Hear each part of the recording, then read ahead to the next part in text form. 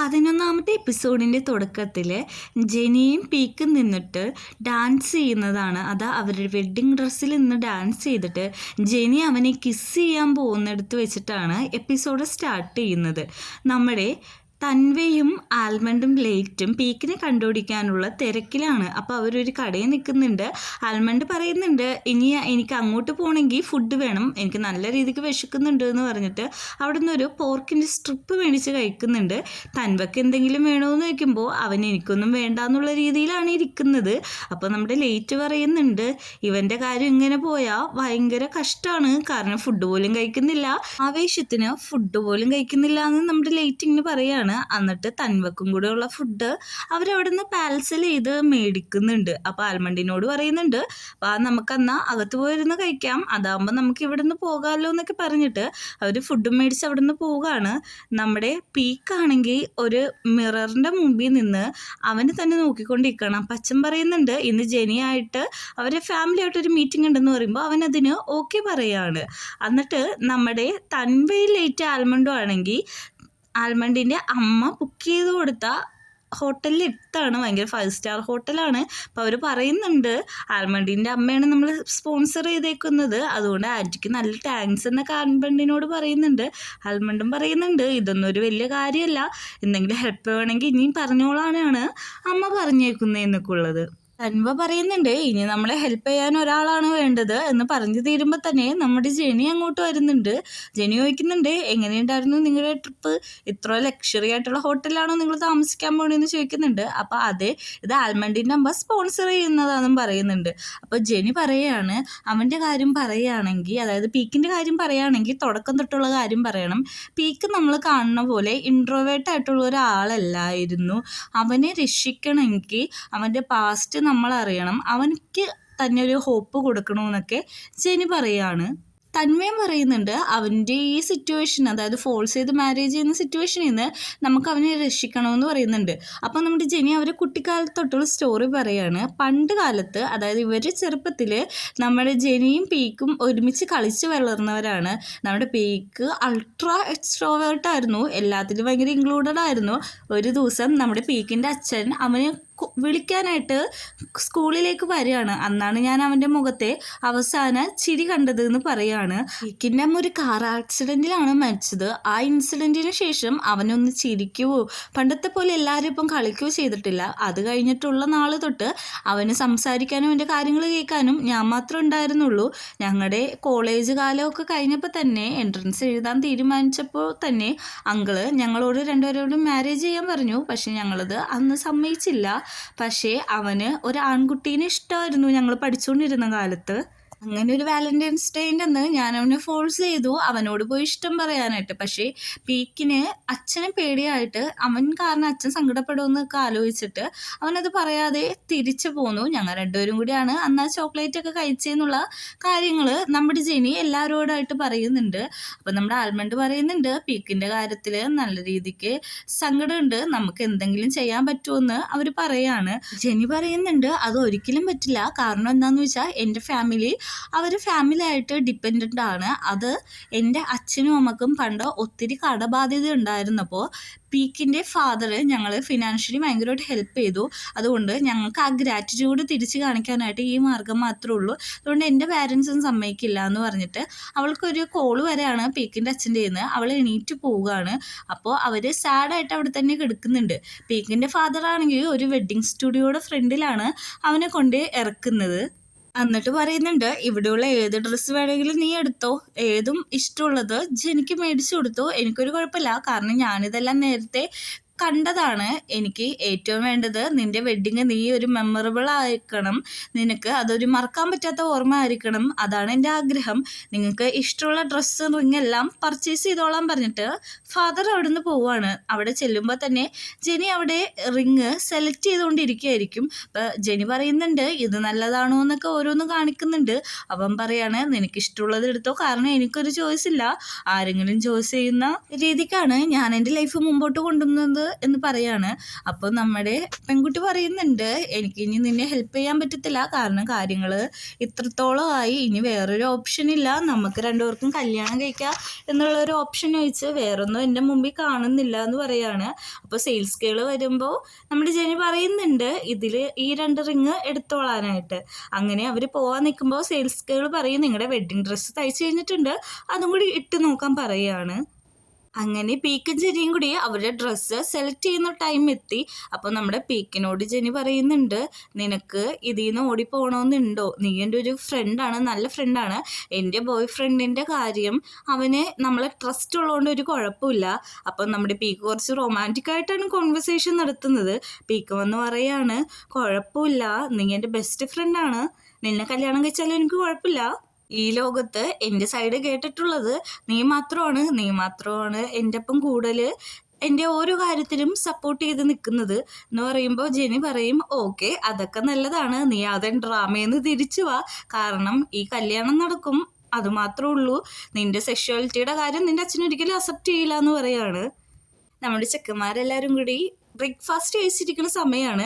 അപ്പോൾ ആൽമണ്ട് പറയാണ്, നമുക്ക് പീക്കിനെ എങ്ങനെയെങ്കിലും രക്ഷിക്കണം, നമ്മുടെ കോളൊന്നും അവൻ അറ്റൻഡ് ചെയ്യുന്നില്ല, എന്തെങ്കിലും ഒരു വഴി വേണമെന്ന് പറഞ്ഞിട്ട് ആൽമണ്ട് ഇരുന്ന് ആലോചിക്കുകയാണ്. ആൽമണ്ട് പറയുന്നുണ്ട്, അതായത് ഇമാജിൻ ചെയ്യുന്നുണ്ട്, പീക്ക് ഉറങ്ങിക്കിടക്കുന്ന സമയത്ത് 3 പേരും കൂടി കള്ളൻ്റെ വേഷത്തിൽ അങ്ങോട്ട് ചെന്നിട്ട് പീക്കിന് 5-6 ഇടി തലക്കെട്ട് വെച്ച് കൊടുത്ത് അവനെ അവിടുന്ന് പാക്ക് ചെയ്ത് പോകാമെന്നുള്ള കാര്യം അങ്ങനെ തട്ടിക്കൊണ്ടു പോകാം എന്നാണ് അവൻ ഇനി ഇമാജിൻ ചെയ്യുന്നത്. അപ്പം എല്ലാവരും പറയുന്നുണ്ട്, നീ അധികം ഇമാജിൻ ചെയ്യണ്ട, അതൊന്നും നടക്കാത്ത കാര്യമാണ്, കാരണം പീക്കിൻ്റെ വീട്ടിലെ സെക്യൂരിറ്റി ഇവരെല്ലാവരും പിടിക്കും എന്നൊക്കെ പറയുന്നുണ്ട്. അപ്പോൾ പീക്കും ഫാദറും കൂടി ഫുഡ് കഴിച്ചുകൊണ്ടിരിക്കുകയാണ്. അപ്പോൾ ഫാദർ പറയുന്നുണ്ട്, ഞാൻ ഓൾമോസ്റ്റ് കഴിച്ചു കഴിഞ്ഞു, നീ കൊണ്ട് ഇതെല്ലാം ക്ലീൻ ചെയ്ത് വെക്കണമെന്ന്. അങ്ങനെ നമ്മുടെ പിള്ളേരെല്ലാവരും കൂടി ഹോട്ടലിലേക്ക് തിരിച്ചു വരുവാണ്.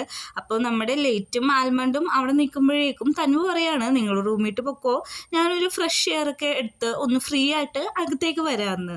അതിന് ആൽമണ്ട് ലൈറ്റ് സമ്മതിക്കുന്നുണ്ട്. തന്വേനെ അവിടെ തനിച്ചാക്കിയിട്ട് അവർ പോകാണ് റൂമിട്ട്. അങ്ങനെ തന്വ അവിടെ ഇരിക്കുന്ന സമയത്ത് പീക്ക് അങ്ങോട്ട് ഓടി വരുന്നുണ്ട്. പീക്ക് വന്നിട്ട് ഒന്നും മിണ്ടാതെ തന്നെ തന്വേനെ കെട്ടിപ്പിടിക്കുന്നുണ്ട്.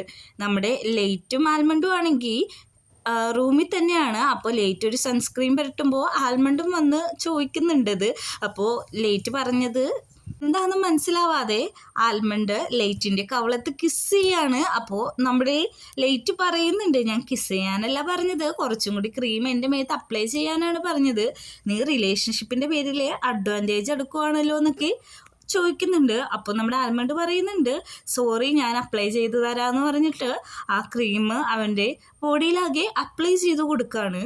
ലേറ്റ് അപ്പോൾ പറയുന്നുണ്ട്, നമ്മുടെ റിലേഷൻഷിപ്പിൽ ഏറ്റവും നല്ലത് എല്ലാ ദിവസവും രാവിലെ നീ എന്നെ വിളിച്ചുണർത്താൻ വന്നതാണ്, എൻ്റെ ലൈഫ് ലോങ് അത് വേണമെന്ന് പറയുമ്പോൾ ആൽമണ്ടും പറയുന്നുണ്ട്, അത് ഞാൻ മനഃപൂർവ്വം വന്നതല്ല, നിൻ്റെ അലാറം അത്രക്ക് ഒച്ചയാണ്, അത് ഭയങ്കര നോയ്സാണ്, എൻ്റെ അമ്മ എല്ലാ ദിവസവും എന്നെ ചീത്ത പറയും, അതുകൊണ്ടാണ് ഞാൻ വന്നേന്ന് പറയും. എന്നിട്ട് അവർ റൊമാൻറ്റിക്കായിട്ട് സംസാരിക്കുകയാണ്. നീ ഇല്ലാതെ എൻ്റെ ജീവിതം ഭയങ്കര ബുദ്ധിമുട്ടാവും, നീ എൻ്റെ ഒപ്പം എല്ലാ കാലവും വേണമെന്നൊക്കെ നമ്മൾ ലേറ്റ് പറഞ്ഞിട്ട് കിസ് ചെയ്യാണ്. അങ്ങനെ ഡീപ്ലി തന്നെ നമ്മുടെ ചെക്കന്മാർ ആ റൂമിലിരുന്ന് കിസ് ചെയ്യുന്നുണ്ട്. നമ്മുടെ തൻവയും പീക്കും ആണെങ്കിൽ അവരെ അമ്മ, അതായത് പീക്കിൻ്റെ അമ്മേനോട് സംസാരിക്കുകയാണ്. അമ്മ മരിച്ചു പോയല്ലോ. അപ്പോൾ അമ്മക്കൊരു ഹഗ്ഗൊക്കെ കൊടുത്തിട്ട് പറയാണ്, ഇതാണ് തൻവ, ഇവൻ എൻ്റെ ബെസ്റ്റ് ഫ്രണ്ടാണ്, ഇവൻ്റെ ഒപ്പം ഇരിക്കുമ്പോൾ എനിക്ക് ഹാപ്പിയാണ്, ഇവനുള്ളിടത്ത് കാലം എൻ്റെ ലൈഫ് അടിപൊളിയാവും എന്നൊക്കെ പറയാണ്. എന്നിട്ട് പറയുന്നുണ്ട് തൻവേനോട്, ഇതെൻ്റെ അമ്മയാണ്, പൊക്കത്താണ്, നീ ഒന്ന് സംസാരിക്കണമെന്നൊക്കെ പറഞ്ഞിട്ട് നമ്മുടെ തൻവയും ഗ്രാറ്റിറ്റ്യൂഡോടെ സംസാരിക്കുകയാണ്. ഹായ് അമ്മ, എൻ്റെ പേര് തൻവയെന്നാണ്, ഞാൻ പീക്കിൻ്റെ ഡിയറസ്റ്റ് ഫ്രണ്ടാണ്, ഫ്രണ്ട് മാത്രമല്ല മോർ ദാൻ ഫ്രണ്ട്സാണ് എന്നൊക്കെ പറയുകയാണ്. അണ്ട് അമ്മേനോട് സംസാരിച്ച് കഴിഞ്ഞിട്ട് തൻവ പീക്കിനോട് പറയുന്നുണ്ട്, എന്നെ ഒന്ന് റൂം വരെ കൊണ്ടേക്കാമോ എന്ന്. പീക്ക് അവനെയും കൊണ്ട് റൂമിലേക്ക് പോകുന്നുണ്ട്.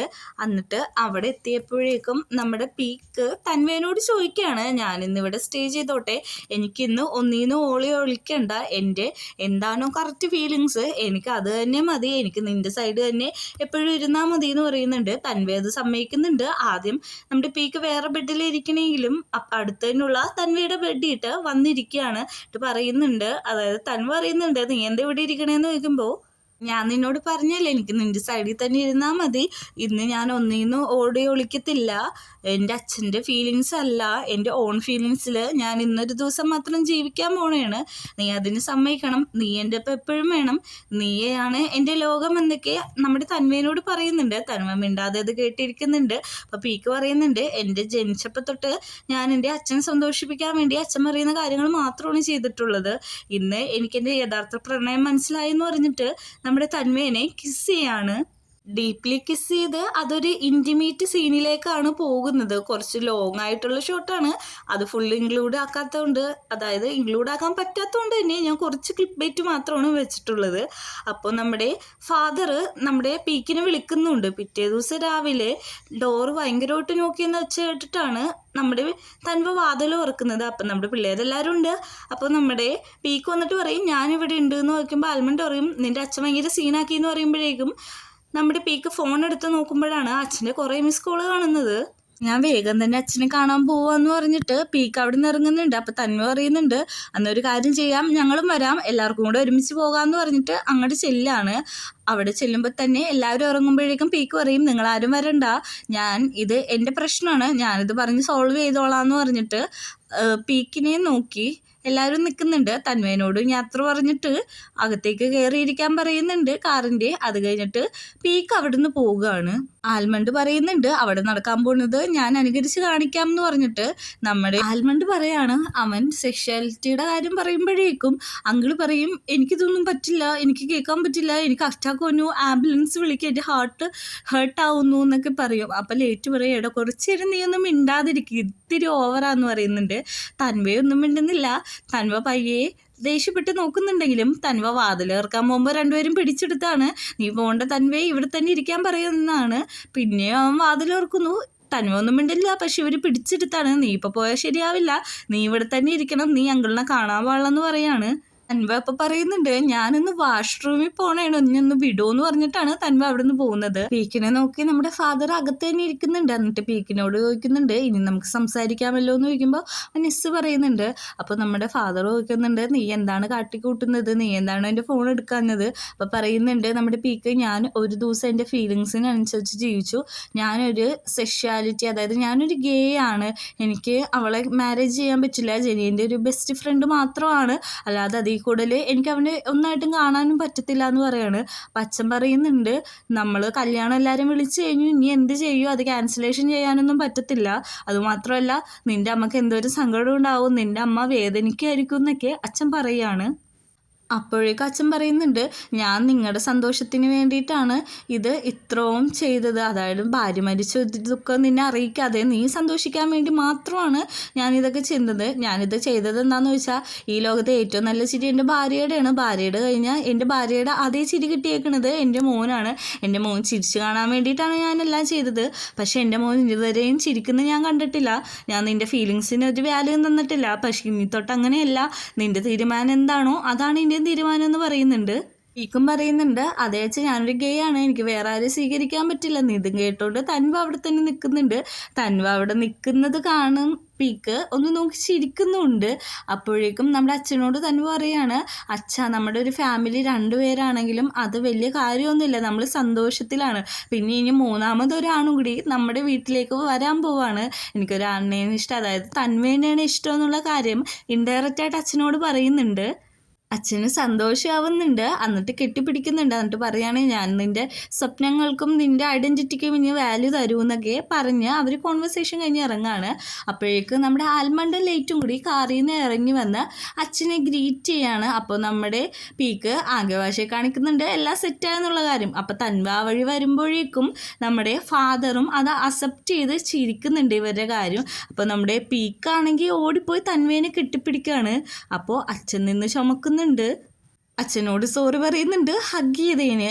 എന്നിട്ട് അപ്പോൾ നമ്മുടെ ആൽമണ്ടി ചോദിക്കുന്നുണ്ട് അപ്പോൾ നമ്മുടെ ജെനിയുടെയും പീക്കിൻ്റെ കല്യാണം നടക്കില്ലല്ലേ, അത് ക്യാൻസൽ ആയില്ലേ എന്ന് നോക്കിയപ്പോൾ അച്ഛൻ പറയാണ് ഓക്കെ അത് ഞാൻ ക്യാൻസലാക്കാൻ പോവാന്ന് പറഞ്ഞ് തുള്ളിക്കളിച്ച് നിൽക്കുമ്പോഴാണ് ജെനി അങ്ങോട്ട് വന്ന് പറയുന്നത് ആര് പറഞ്ഞു ക്യാൻസലാക്കിയെന്ന്, ഇവൻ തന്നെ എന്നെ കല്യാണം കഴിക്കുമെന്ന് ഇങ്ങനെ പറയുകയാണ്. ഇവിടെ വെച്ചിട്ട് നമ്മുടെ 11ാമത്തെ എപ്പിസോഡ് അവസാനിക്കുകയാണ്.